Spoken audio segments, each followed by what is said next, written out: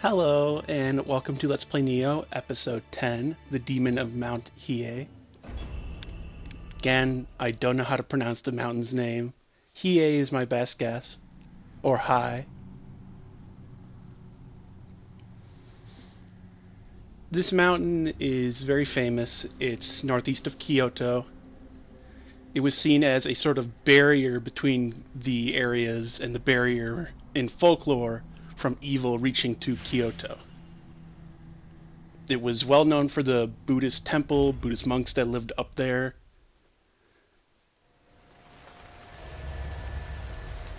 Eventually, there was an incident where Oda Nobunaga, when trying to quell uprisings of warrior monks, burned it to the ground. Now, it's said that it was particularly terrible because there were women and children up there, and he ordered them killed as well. But we don't really know what happened up there. We know that he burned it to the ground.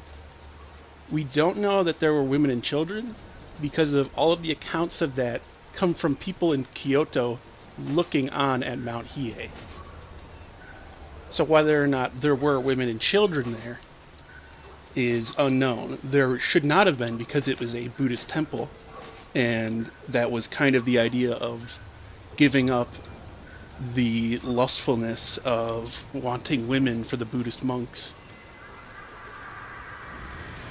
But there very well could have been women and children up there. We just don't know.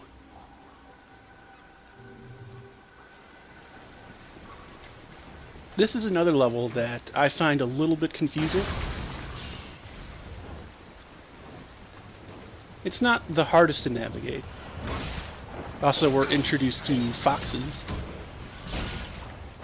Foxes are a very rare enemy in Nioh. I can only think of this level and one other that has them.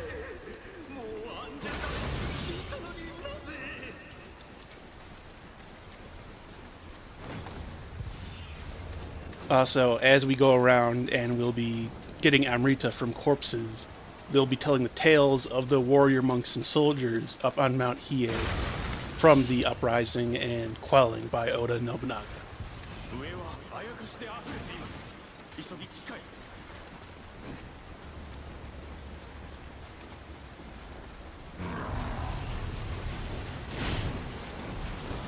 So these giant crystals that Edward Kelley has slammed around in the ground, they're quite bothersome.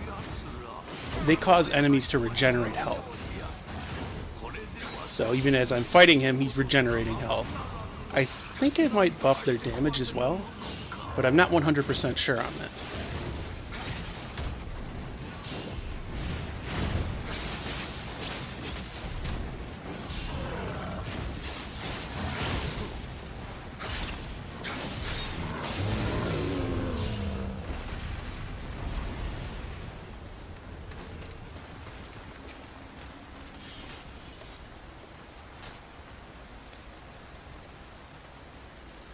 So let's talk a little bit about Nekomata. He is the guardian spirit of Hattori Hanzo. He joined us in Deep in the Shadow before we fought Hino and he's been with us, that floating cat that talks every now and then that has two tails. So Nekomata does mean fork-tailed cat. Traditionally, they're seen as creatures that are malicious. I'm not sure why we went with this one as more of a friendly yokai, or a spirit, in this game. I'm assuming there's more to it. There must be examples of them seen in more of a positive light I just don't know about.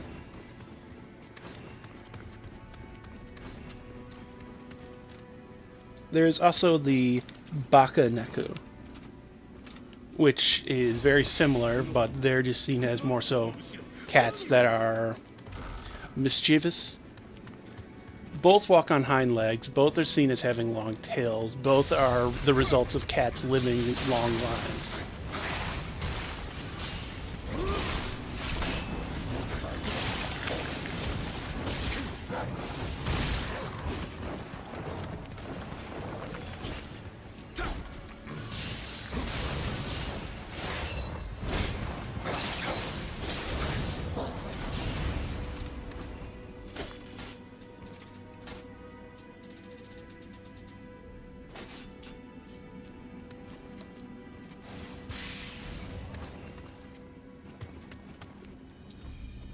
So let's talk a little bit about Edward Kelley.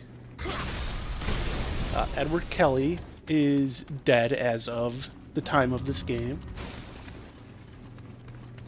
Who this new Edward Kelley is a bit of a mystery. Both are alchemists, both were about finding magical stones.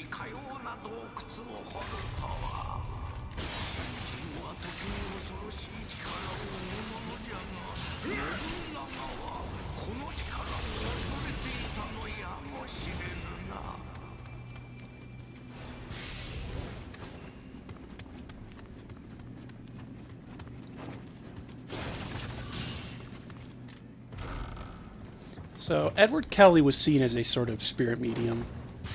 He would try to contact all sorts of different creatures from myth, folklore, and religions. He was also one in search of the Philosopher's Stone. He believed he could turn materials into gold. This should be a lot of familiar, retreaded territory for people of the sort of typical alchemist in history.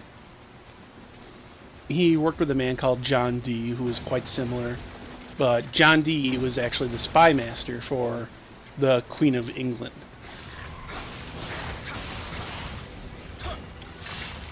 We'll get into John Dee more later.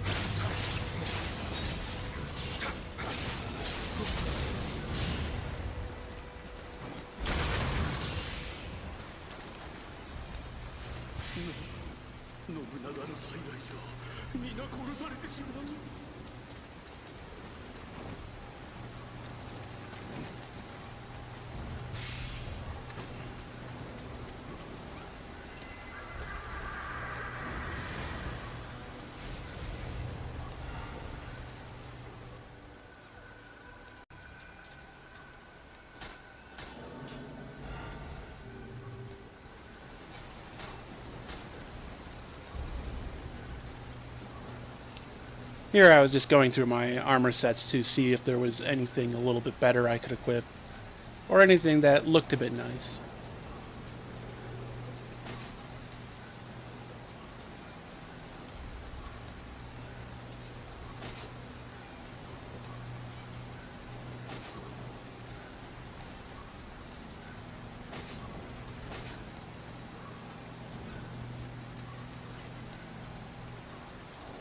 I'll do some videos on the actual armor sets and a bit of fashion in Nioh. I've been slowly over time collecting all of the pieces for certain sets. But it's a little bit easier said than done because of loot is randomized.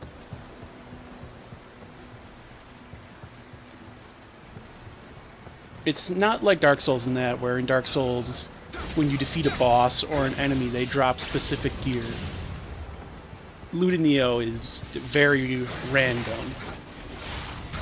For bosses, they do have certain things they can drop, but they're very rare. Like smithing texts.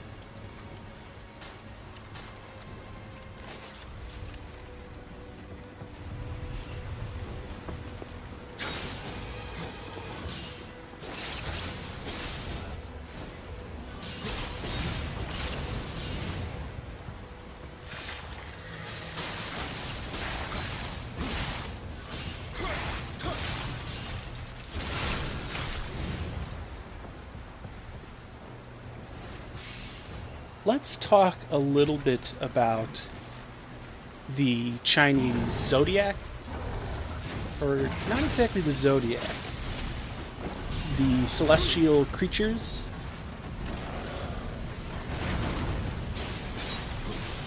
More specifically, since we are on a mountain that is a sort of bridge to the other world, let's talk about the white tiger.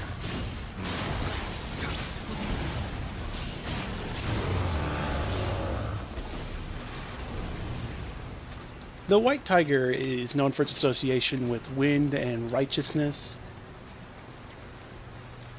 In history, it was confused with a creature called the Kirin, which sort of resembles a tiger, but they're two entirely different creatures. The white tiger is seen as a preserver of graves, as a protector. It is also seen as a sort of war god.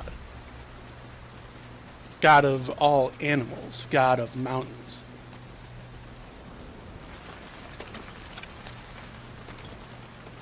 I don't know too much about the celestial creatures from Chinese folklore, from Chinese mythology, from Chinese religions.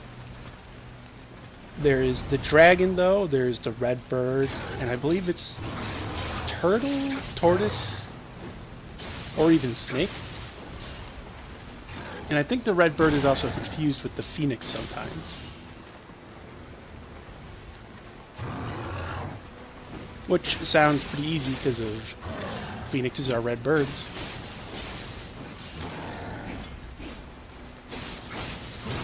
They each correspond to different elements, to different directions, east, west, north, south, different powers, different realms.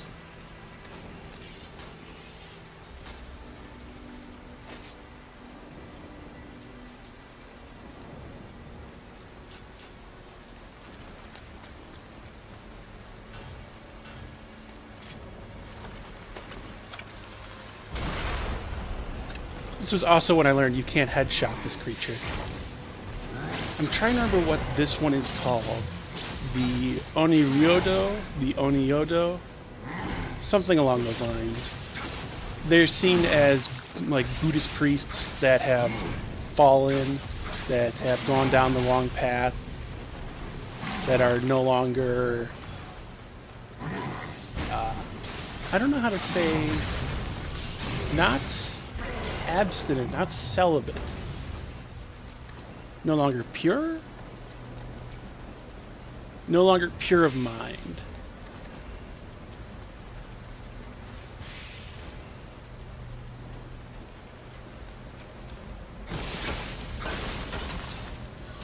Whenever you destroy one of these large Amrita shards, or Amrita spikes, they drop spirit stones that you can use.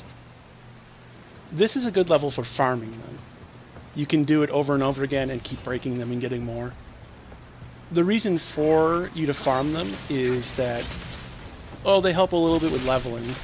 More importantly, if you're doing a fight and you want to use your living weapon more than once, you can equip them to your quick access use of items and use them mid-fight to take them in and charge up your living weapon.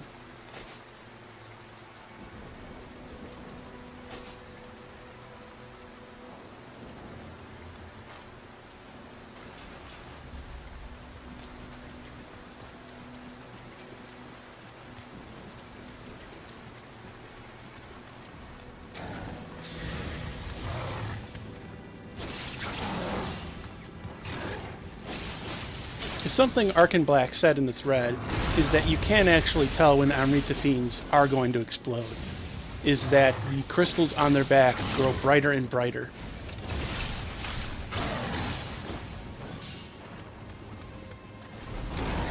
Apparently it correlates also to using the same element as they have on their back.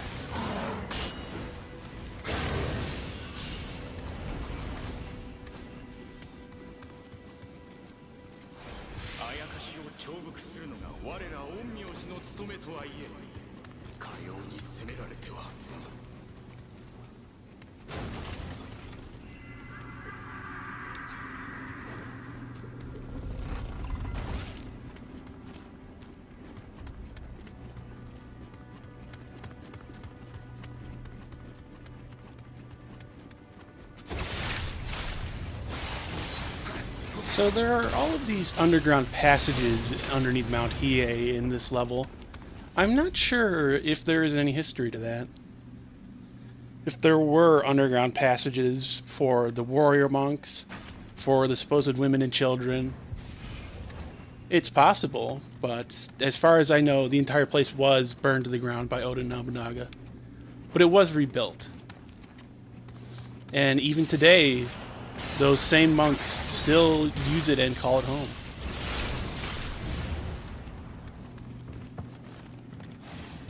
Tenkai 様が再び世に出られた矢先、早々にこの地が狙われようとは。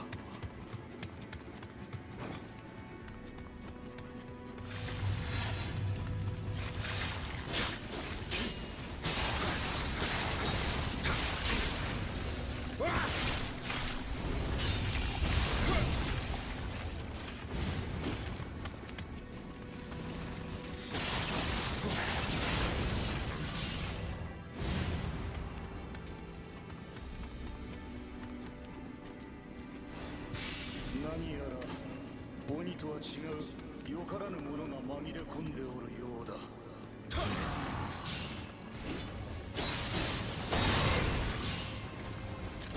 Something that is sort of really present, well, not even sort of, that is just really present in this game, is the legacy of Oda Nobunaga. It persists even further than the legacy of Toyotomi Hideyoshi in this game, even though he was more recent. The battle between Ishida Mitsunari and Tokugawa Ieyasu is born more out of Hideyoshi and his legacy than out of Oda Nobunaga's. But at the same time, Hideyoshi's legacy was born out of Oda Nobunaga's, so I guess they're very intertwined, sort of the same thing.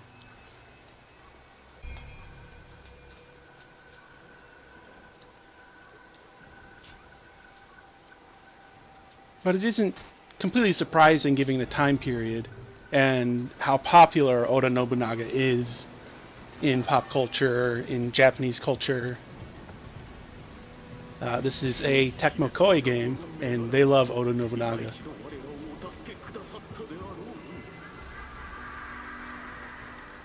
He was seen as both a sort of hero and a monster, Mount Hiei being an example of his monster side. There was a reason he was called the Demon of Owari. Originally he was the Fool of Owari because of how he dressed and acted when he was younger, when he was known as Kaposhi. That was before he became known as Oda Nobunaga.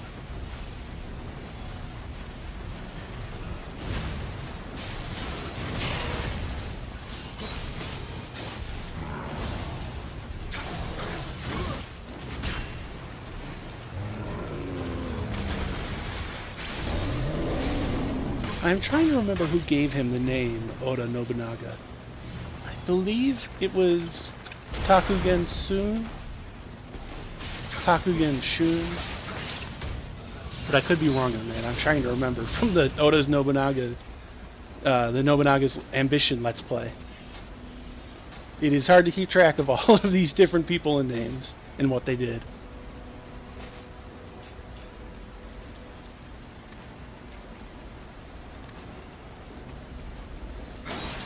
But there were plenty of horrible acts done by Oda Nobunaga.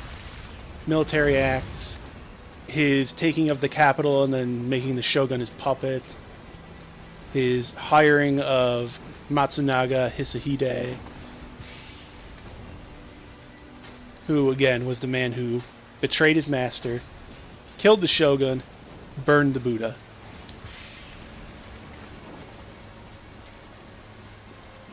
There was another instance where warrior monks caused an uprising, and there were indeed at this castle and this fortress and this town women and children, and they surrendered, but Oda Nobunaga ordered them all shot to death until the river ran red.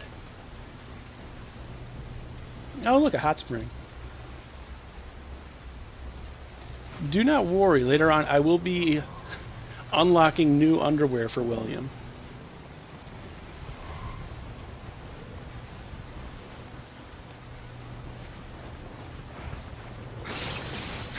This is one of the greater foxes. There's two types. There's the little foxes and the greater foxes. The greater ones, of course, just hit harder and are a little bit bigger.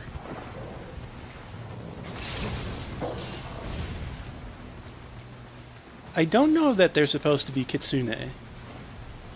I think the in-game Amrita memories refer to them just as spirit foxes.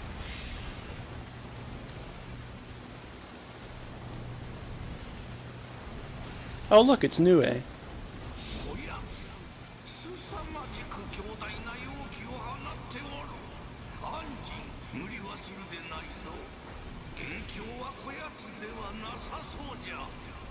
I meant to actually walk past it and fell in on accident. So I decided, alright, to the hell of it. Let's fight it.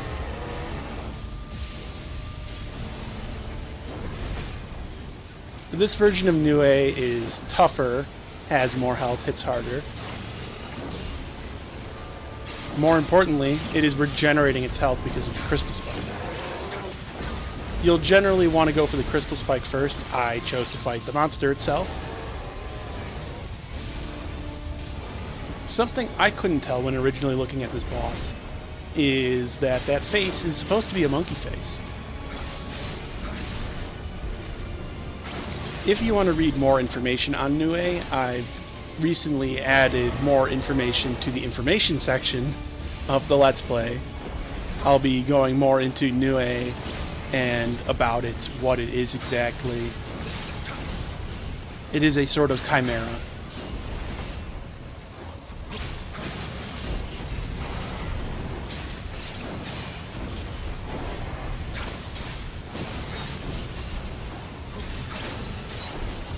Like I'm doing here, if you sort of crook yourself in between its legs on the side, you can get it stuck in an animation loop where it just keeps swinging.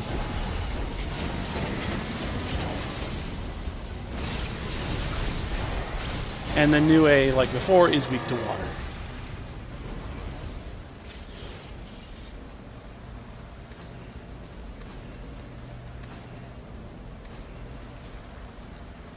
Something I have discovered is that for the Amrita memories that you get to look at, the sort of in-game wiki, you gain more information on bosses the more times you defeat them. Generally, you have to defeat them 3 times to unlock them all. And then there are special missions for certain bosses that you have to complete to unlock their final information.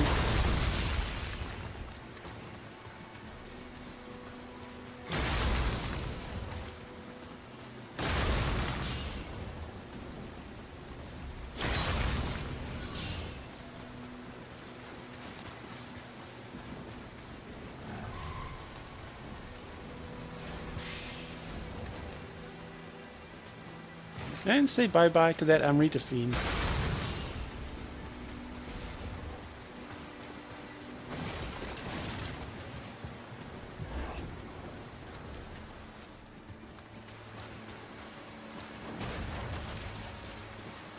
We are getting very close to the boss encounter.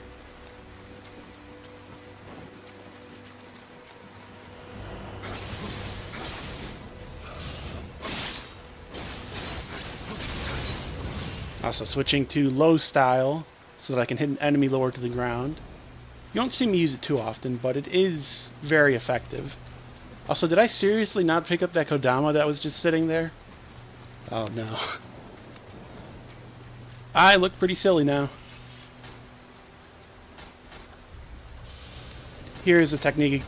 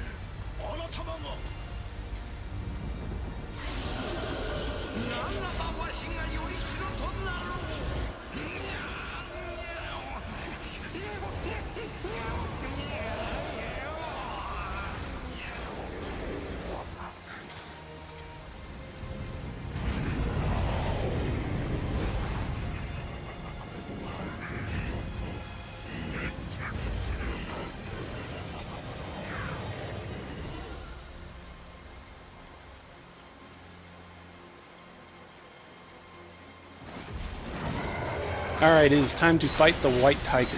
The White Tiger is, I believe, wind elemental and is weak to water. They're resistant to wind and lightning. Every now and then, they'll just meow. When you see it getting ready like that, prepare to dodge. It's about to do a lunge across the area. It has the forward swipes similar to Nioh.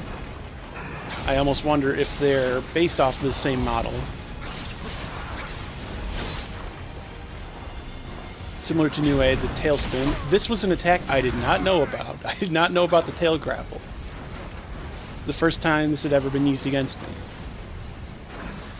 Now, I believe this is part of Nekomata still in there, is using the fire bombs and fire arrows? I'm not quite sure. That possibly come from being a ninja, from being around Hattori Hanzo. This beam is similar to Nioh's. You don't want to get hit by it. Dodge through it, or just run around it. This boss isn't too hard. It just hits really hard. If you're a light armor build, it hits hard.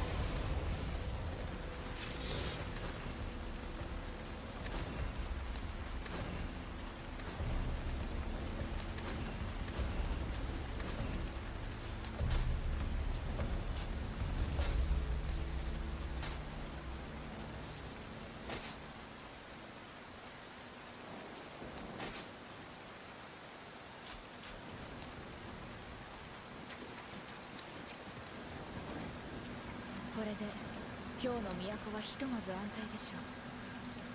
しかしケリーとやらが家康様を狙うと申していたのが気がかりです。これで猫又殿は太平の世のためにその身を挺し申した。節操も微力ながら力添えいたしましょう。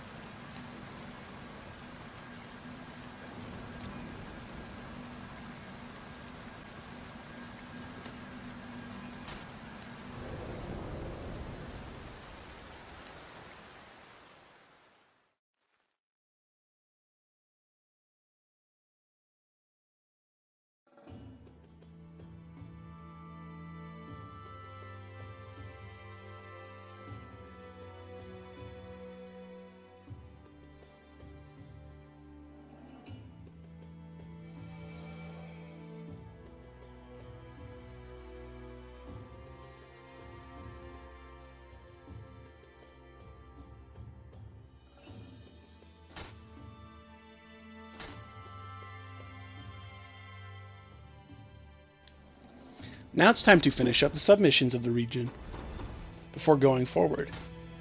Greater Demon Hunting is a very frustrating mission.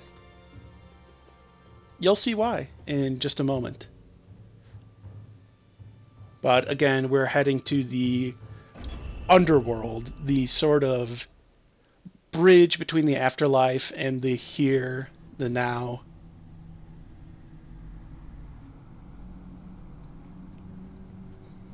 But the reason why it is so frustrating of a level is, oh hey look, Onryoki again. Oh, what's that? Now he just hits even harder and one-shots you with every attack? Oh. So yeah, you pretty much have to do this fight without getting hit. You can maybe survive one hit, especially if you have heavy armor and are a spear build, meaning you have a lot of health. And not only is the getting one-shotted part frustrating, also it just has a ton of health. You do have a friend for the fight, though.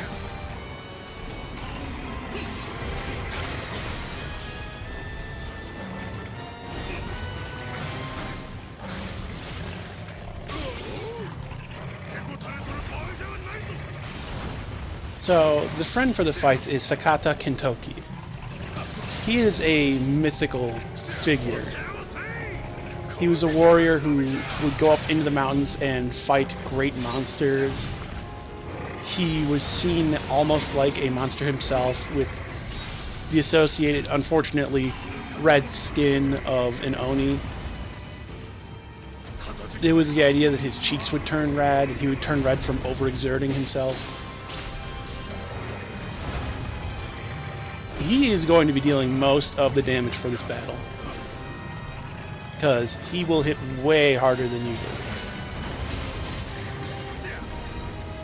Onryoki is still weak to poison.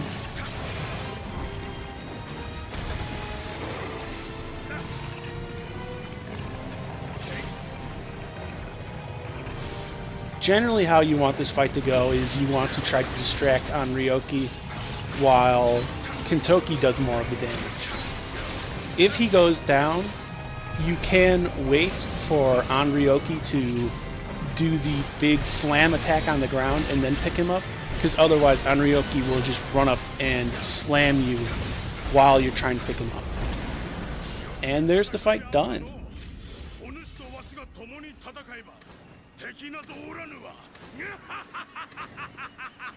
This did take quite a few tries. And here I was, just trying to get a good look at him.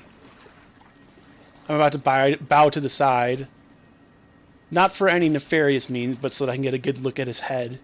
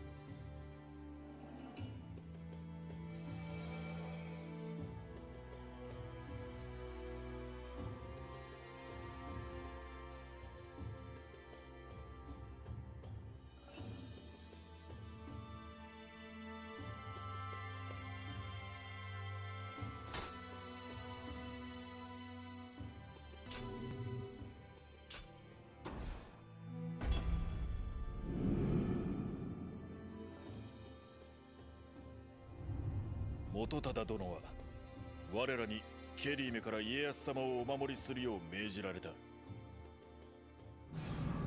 殿のおられる駿河へはわしら忍びだけが知る早道がある。